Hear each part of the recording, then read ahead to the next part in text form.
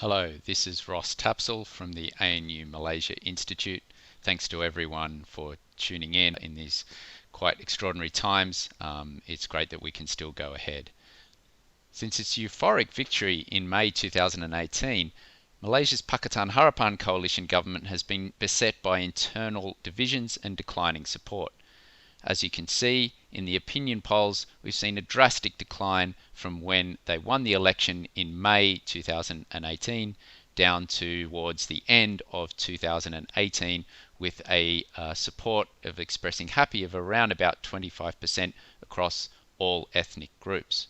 Throughout 2019, the coalition lost 4 by-elections on the peninsula, and as 2019 came to an end, questions were being asked about who would be the first to leave: Prime Minister Mahathir Mohamad, Prime Minister in waiting Anwar Ibrahim, or Anwar's party rival Azmin Ali, and how much longer the Pakatan Harapan coalition could last, especially after the government really nearly imploded in October last year. The recent disintegration, which created headlines around the world, came earlier than some had expected, but it had become to be seen inevitable. How did a government that won such a convincing victory only 20 or 22 months ago become so unpopular? The answer, I think, is important because it shapes what happens next. And at the heart of my argument here today is that really to put a lot of the blame on Mahathir himself. My conclusions are based on research conducted throughout Malaysia, and with a general argument to say that rather uniting under Mahathir and the Pakatan Harapan, political scientists are now saying that Malaysia has seemingly become more fractured and divided. So let's talk through some of the reasons for why.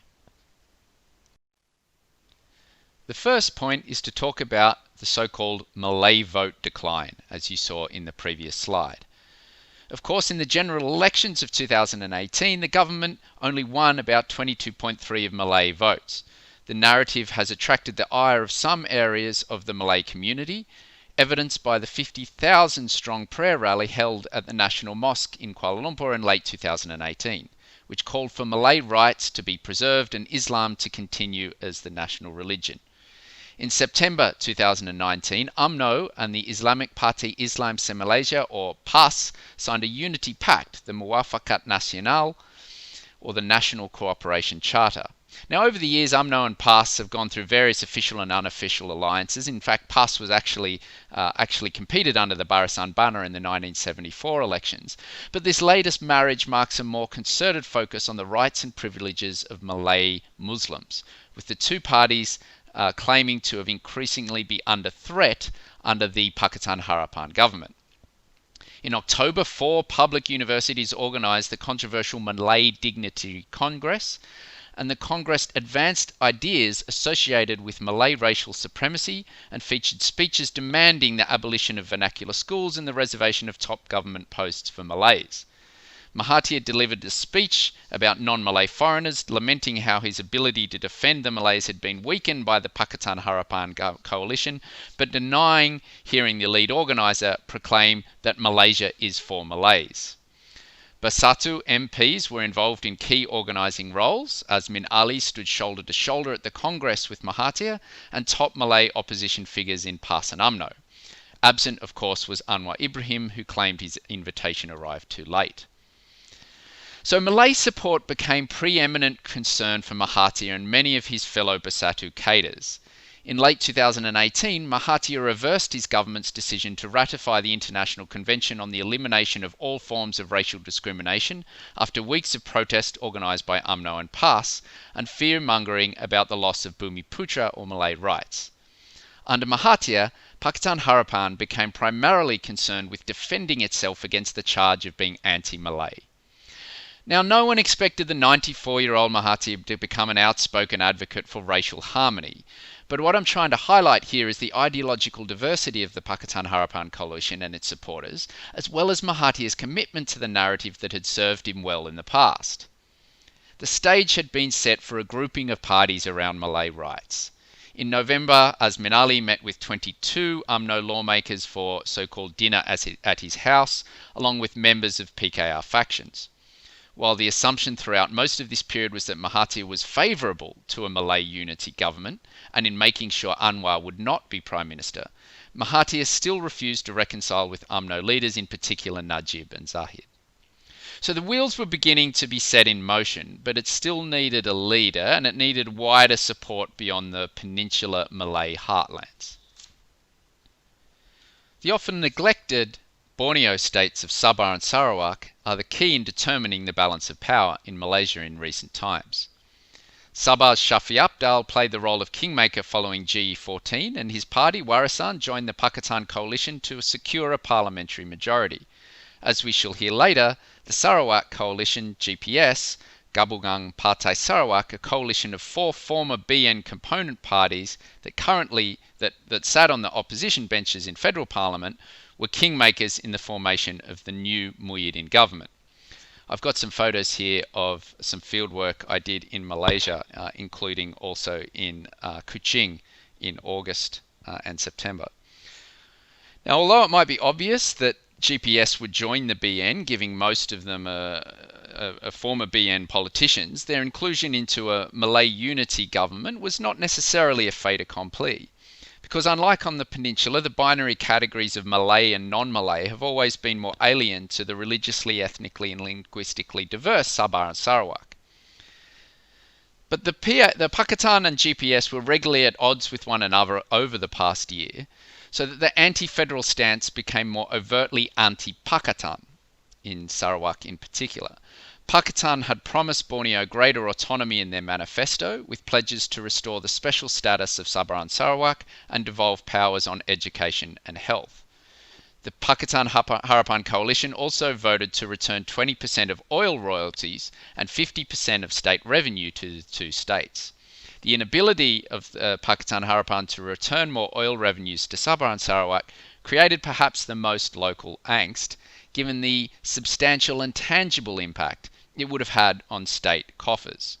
Now, admittedly, of course, there's no guarantee that the money would have been funneled to programs that would benefit the people. It may be the case that the diversion of oil revenues to the two states would simply enrich the Borneo political elite.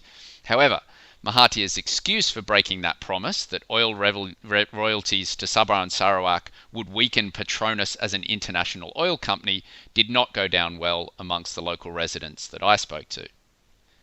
Which brings us then to the final slide, and if you'd like to read more, you can see this link where I've written a longer couple of 1,000-word piece on this topic. And that brings us to possibly what will be lost in history. In some ways, I've already seen some of these analyses online, was that the Pakatan Harapan was conducting a spate of significant reforms, and it was a conservative reaction to radical change that caused this so-called coup. And alas, that's not really the case, as most Malaysians that I spoke with over the 2019 while in Malaysia talked about life under Pakatan as being very similar to that of life under BN. Of course, there were differences, particularly in terms of the media industry, which I looked at, and the freedom of which journalists can report. But it's important to make a couple of points when thinking about the decline of non-Malay support of Pakatan Harapan, and this is really down to 2 factors. The first is Mahathir's inability to name a succession date for Anwar, and the second is the general lack of reforms being undertaken. And for this, Mahathir really has to take much of the blame. On the first point about the succession date, Mahathir had a choice. He could bring Anwar into the cabinet and choose a reasonable succession date, or he could continue to keep Anwar in the dark, making the factions more paranoid and restive. Mahathir chose the latter, and a showdown became inevitable. On the second, on the reform process, Mahathir spent most of his time manoeuvring over his succession, blocking the reform of draconian laws and reiterating his support for Malay rights. And despite all this politicking, however, he has failed to increase his support amongst the Malays and alienated a large percentage of the non-Malay electorate. In January, Kian Wong and I met with leaders in Putrajaya and KL, and Anwar's faction was highly restive. They wanted drastic changes. DAP was becoming increasingly paranoid. They thought they were soon to be kicked out. Azmin's faction was ready to make a move. There were some discussion about trying to resolve the differences between Mahathir and Anwar, but at the end of the day, Mahathir declined. He wasn't keen on, in any way, of allowing Anwar to be Prime Minister, or so it would seem. And so this leads us really to my final point, which from reading most of the analysis around this, especially at the time, there was this idea that Mahathir, the great political operator, the dalang, the guy who controlled and has controlled Malaysian politics for decades and managed to get himself back in as prime minister, this hugely successful politician, was again manipulating the whole process and it was going to work out for the best for him. When in fact, it seems it's actually the opposite. You had a politically inept leader who bumbled and fumbled his way through his prime ministership, leading to a decline in the polls and also an inability to secure his government in parliament, and his decision to stand down in particular as Prime Minister was a fatal mistake. So Mahathir, the political genius, the political operator, I think has been proven wrong in this case. Thanks everyone, and look forward to hearing the discussion.